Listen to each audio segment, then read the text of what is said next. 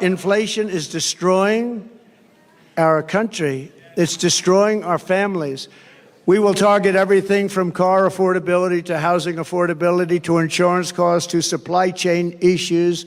We have the worst supply chain we've ever had in the history of the country.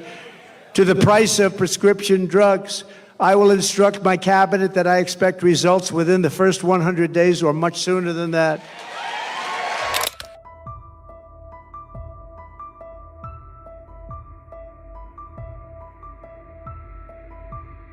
On my first day back in the Oval Office, I will sign an executive order directing every cabinet secretary and agency head to use every tool and authority at their disposal to defeat inflation and to bring consumer prices rapidly down. We'll do it very rapidly. When you look at the costs of groceries, the cost of bacon, where it went up 4 and 5 times. Bacon. I don't order bacon anymore. It's too expensive.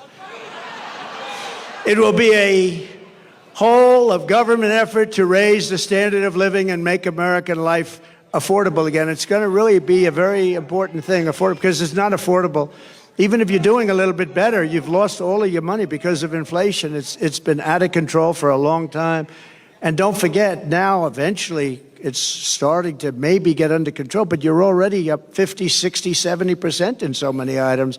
You look at car insurance, I couldn't believe when I looked at those numbers this morning. I was studying numbers, and I looked at the car insurance numbers. It's incredible. And that's just one of many. You can go through many. But the groceries, just to put it in simple terms, people go to the grocery store and they have less than half a deal. In fact, I had something here. I did have something I would show you. Wait a minute. I don't know if you've seen this. I used it once. Oh, I have it. I do have it. Look at this. Look at this. So this is Tic Tacs, right? I don't know if I like the company. I've never met. I have no idea. They're so lucky. Look at all the television. This is the greatest commercial they ever had. But that's what happened. This is inflation. This is Tic Tac. This is Tic Tac. This is inflation. This is what's happened. I just happened to have, somebody gave me this one today. I said, I think we'll put it up as an example of inflation. But you know what? Inflation is destroying our country. It's destroying our families. We will target everything from car affordability to housing affordability to insurance costs to supply chain issues. We have the worst supply chain we've ever had in the history of the country. To the price of prescription drugs. I will instruct my cabinet that I expect results within the first 100 days or much sooner than that. I would say the first 7 days is fine. Car insurance is up 70 to 100%, and you can't get it. You can't even get it. Do you agree with that? You can't even get it, they tell me. Insurance is up 50% or higher. The whole industry is out of control. The insurance industry has never been anything we have never been in a situation with insurance like it is right now. You can't get it, no matter what you pay. But prices will come down. You just watch. They'll come down, and they'll come down fast, not only with insurance, with everything. At the center of our effort to bring the cost of living under control will be the all-out push to end the Biden-Harris war on a thing called American energy. American energy. We will drill, baby, drill. We're going to bring energy prices down. And just so you know, they stopped it, and it was terrible what they did. That's what caused the whole problem in the country, even with supply chains. I mean, it just caused a problem. And then they said, oh, go back to the Trump plan now. Now they're drilling. But the day after the election, if they win this election, the drilling stops. They're only doing this for purposes of getting elected. They said, let's go back to what Trump was doing. But the prices are still way high. You see $5 a gallon now for gasoline, and much higher than that in some areas. And we will put ANWR back into service.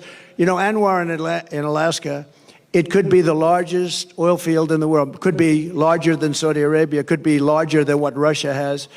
And Ronald Reagan tried to get it. Good man. He tried to get it, couldn't get it.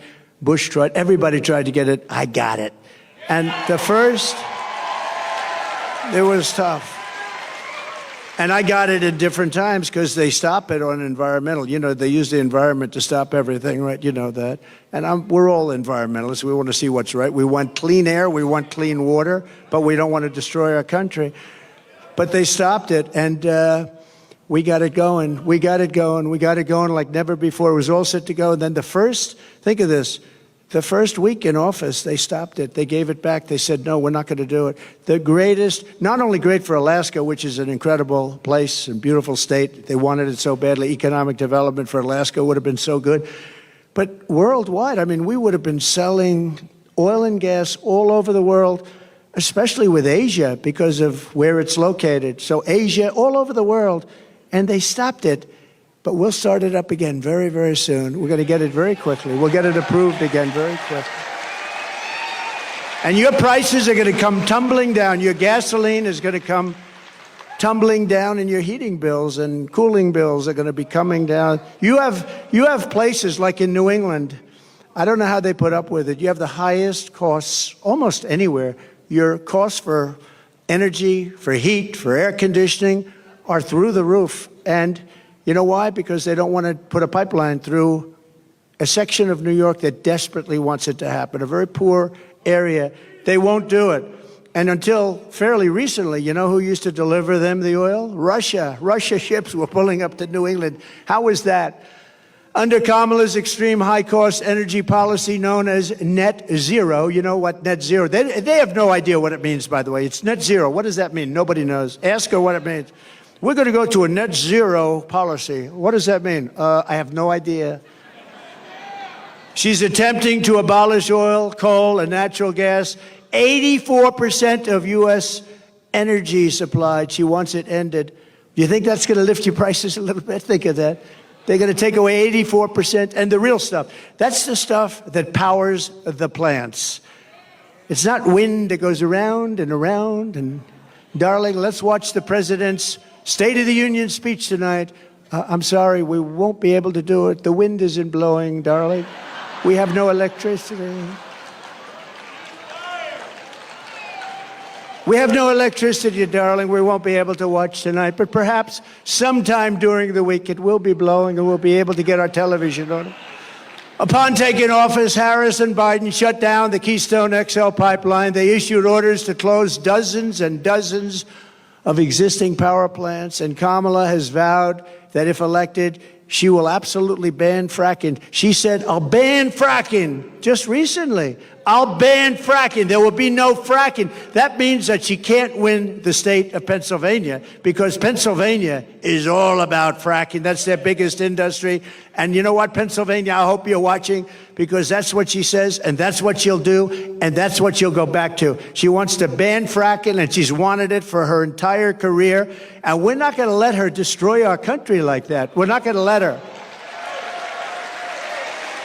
If Harris gets in, energy prices will skyrocket far more than even in Europe. You know, Europe's a basic disaster because they've tended to go a little bit woke, but that's now changing. Have you been watching? That's changing. Inflation will surge into double digits in our own country, and your quality of life will absolutely collapse. Your quality of life is going to collapse under these lunatics.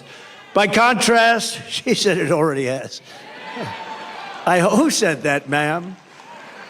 Wow. You look healthy, though. You look very nice. You look very nice. By contrast, I'm announcing today that under my leadership, the United States will commit to the ambitious goal of slashing energy and electricity prices by half, at least half.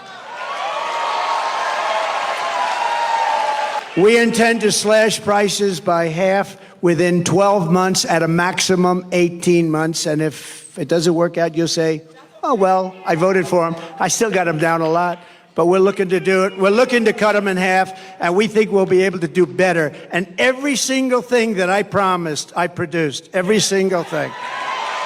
You will never have had energy so low as you will under a certain gentleman known as Donald J. Trump. Have you heard of him?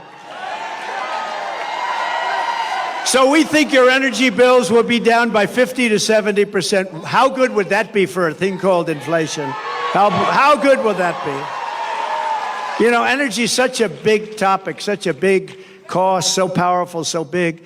that if you have a donut shop, you have the ovens, you have a truck that delivers the donuts, if you have whatever you do, your heating, your cooling, everything is about that.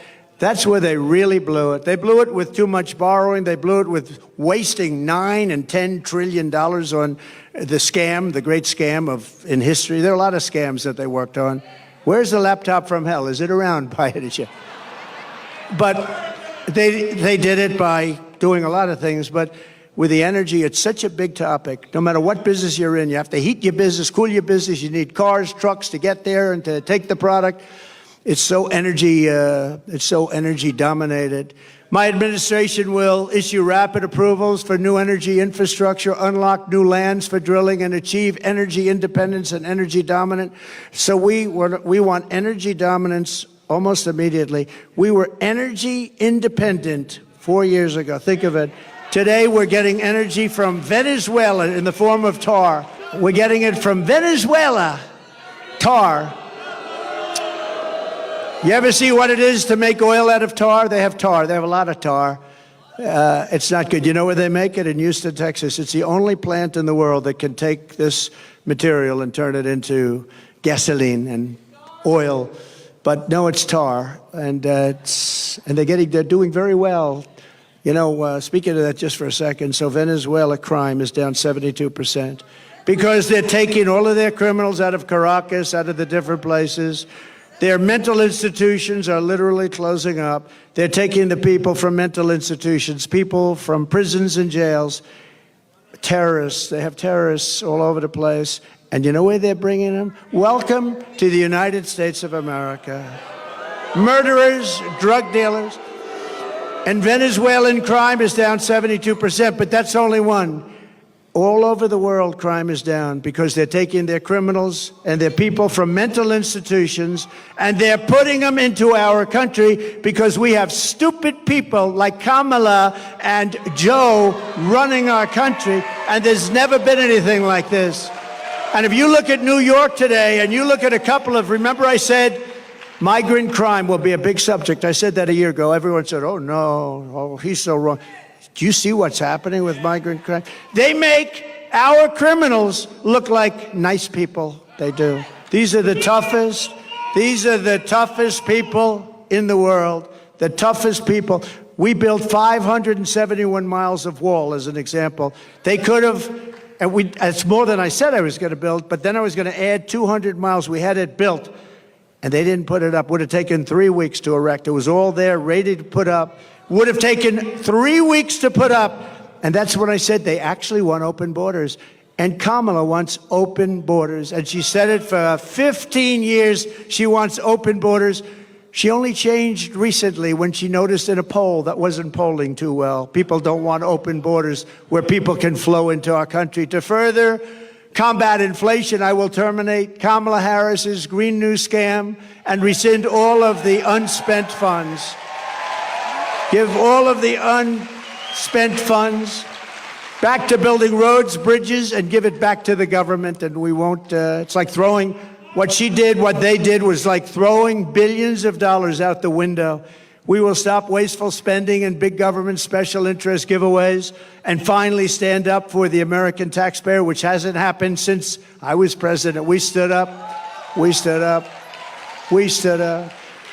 I mean, prior to COVID coming in history, there's never been an economy like we had. Then when COVID came in, you know, we rebuilt the military. We defeated ISIS. Everybody said it would take 10 years to defeat. I did it in 8 months. We rebuilt that whole, we did so many things, and we created the greatest economy. I got a lot of credit on everything, including the economy. When COVID came in, we had to do certain things. We had to make certain moves. And if we didn't make those moves, Scott, and if we didn't help businesses survive for that little period of time, you would have had that 1929 style depression. That's what you would have had. We did a great job. Then when we handed it to them, the stock market was higher than it was previous to COVID coming in. Think of that. It was actually higher. And we handed them something that was a jewel. By the way, more people died from COVID in the Biden administration than the Trump administration, and he got it when it was ending all over the world. It was pretty much ending. So we never really got the credit we deserved for that with the ventilators and all of the different things that we did, the outfits, a lot of things. We were producing in New Hampshire and different places, masks. We had mask factories opening up. We had everything, and we did a good job. And then it came back, and should have come roaring back, but they really blew it. They spent so much money. They didn't have to spend any more money. What they had to do is let our economy take over. But we had some great Republican governors that did a fantastic job. The Democrat governors, not so much. Out of the top 25, as an example, crime-ridden cities, virtually every single one of them is run by Democrats. Think of that. To make both new and used cars more affordable, I will end the Biden-Harris electric vehicle mandate on day one.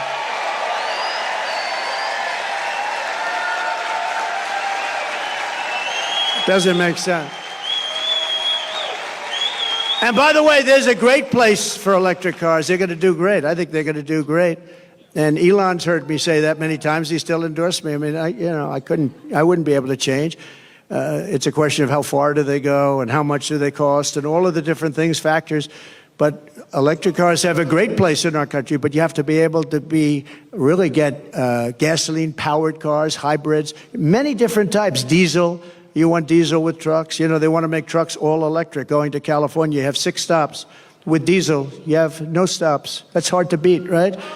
If they're too heavy, common sense. We're the party of common sense. An electric truck weighs more than twice, 2.5 times what a gasoline-propelled truck weighs, right? That would mean you would have to rebuild every bridge and tunnel in the United States. Oh, that sounds reasonable. It would cost so much money. The United States doesn't have, every country together doesn't have what it would cost. But there's a great place for electric, but there's a place for everything, and you should be able to go out and buy what you want. You go out and buy what you want. To further reduce consumer prices, I will immediately eliminate every single costly job-killing regulation the Biden-Harris administration has created, and they've created a lot. Remember, I took out 12 for every one I created, and we ended up doing more than that. We got rid of so many regulations that were so unnecessary. Some of them were 100 years old.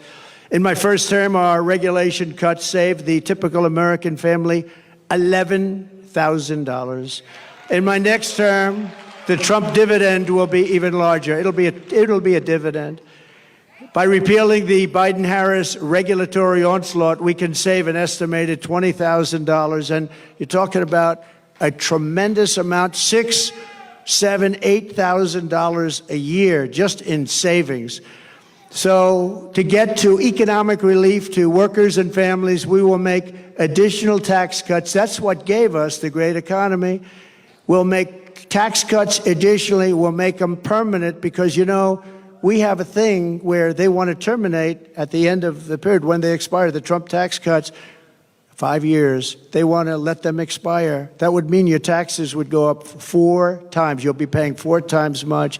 And we will do something else which was copied, I mean, viciously, ruthlessly copied. No tax on tips, okay? No tax on tips.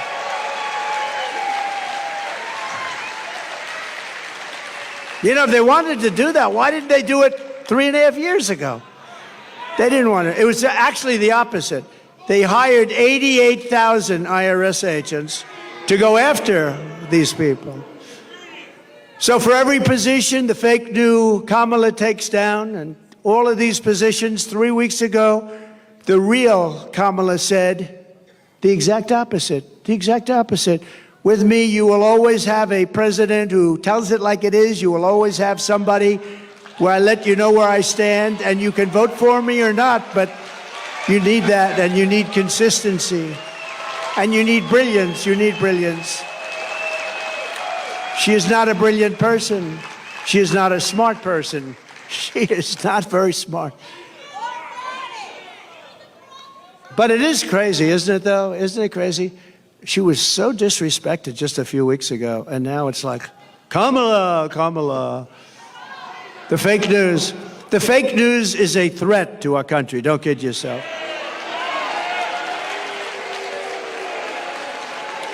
To help seniors on fixed incomes who are suffering the ravages of inflation, there will be no tax on Social Security. We're going to stop it.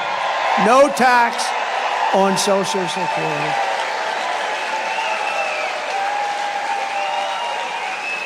This cruel double taxation of Social Security benefits, and this has been talked about for a long time. She'll probably announce this on Friday, too. Oh, look, they have a spy in the audience right over there. He's spying. Let's see, Kamala, I think we should do no tax on Social Security. But it only came into existence in 1984, and at that time, it only affected a very small number of recipients. But now, nearly half of all seniors are forced to pay income tax on Social Security, and thanks to inflation under Harris, she is horrible. This tax hits more seniors every year, more and more, and they can't make it. They're not making it. They're failing. You know, the people that did it right, they saved, they worked, they saved and saved. Those are the people that were hurt most by this kind of thinking and this economy. With your vote, I will end this injustice, and I will always protect Social Security and Medicare for our great seniors, just as I did for 4 incredible years. There was never any talk about doing anything. By contrast, Kamala Harris has a 3-step plan to destroy Medicare and to destroy Social Security. First, she has thrown open our borders. You know what that's going to do. They're all signing up. Oh, congratulations. They'll be all signing up right next to you. But she's opened up our borders. Think of it. Again, I believe it's 20 million people, but I think it's probably much more with the gotaways. And you know what a gotaway is, right? Remember, I had remain in Mexico policy. You think that was easy to get from Mexico? What I had to do to them. And I had remain in Mexico. They ended it immediately. They thought it was unfair to Mexico. Can you believe that? Mexico's like it's like a railroad track coming into our country. They thought it was unfair, and it's not unfair.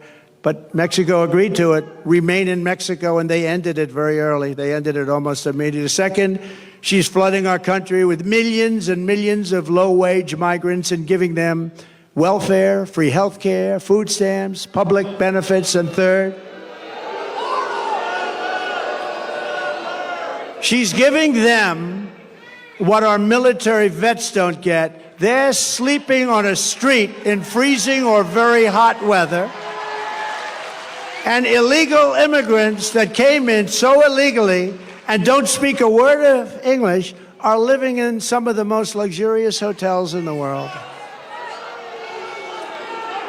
It's incredible. You see that. You've been seeing the stories. They're living in hotels. They're taking, right, front row Joes. They're taking some of the best hotels because the government pays more than they can get from wealthy customers. So they say, well, I don't know about this. I think we'll take the illegal immigrant. We're going to get more money from the U.S. government than some rich guy coming in from Argentina. And third, she wants to make them all citizens, dumping them into Medicare and Social Security until those programs buckle and collapse. And that's what's going to happen. Under them, Social Security, Medicare, and other programs will collapse. No country can sustain what's happening right now. The millions of illegal aliens pouring into our country under a border czar Harris are coming from all sorts of places, from countries unknown, literally from countries unknown. And they, as I said, they're coming in from prisons and from mental institutions, and they're coming in as terrorists. We have more terrorists living in our country right now, and nothing good is going to happen from this. And now it's getting more and more violent. Just pick up the newspapers, turn on your television. People stabbed. A woman yesterday raped in New York, raped viciously. And when they said she was raped, you know what she said? They weren't trying to rape me. They were trying to kill me. They were trying to kill her. And he was a gentleman from a certain country I won't mention, happened to be in South America. But it's not South America. It's all over the world that they're coming in. It's not South America. They're coming from all over the world. Just this week in Coney Island, Kamala had 2, think of this one, migrants. They came in, we call them the Kamala migrants, and they were arrested for rape of a 46-year-old woman, and it was a rough situation. There were 4 or 5 other situations over the last couple of days. Rape and murder, rape and beating, rape and something else, and sometimes just immediate killing. These people are brutal. These are people that came out of the toughest jails anywhere in the world, from all over the world. And we can't take them. No country can sustain it. No country.